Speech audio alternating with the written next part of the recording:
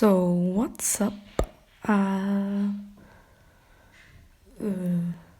yeah, I decided to do a drawing of xMoqax because she's my idol, so why the heck not? As you can see, I'm not what the fuck? Take two.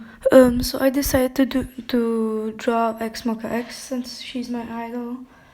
You can see that I'm not really used to draw in Ibis Paint. I actually do edits in it that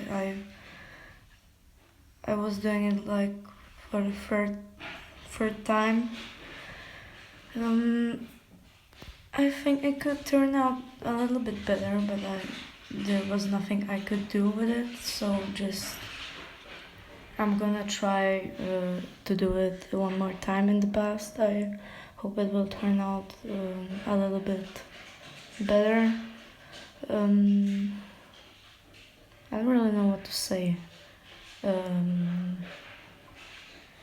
It took me like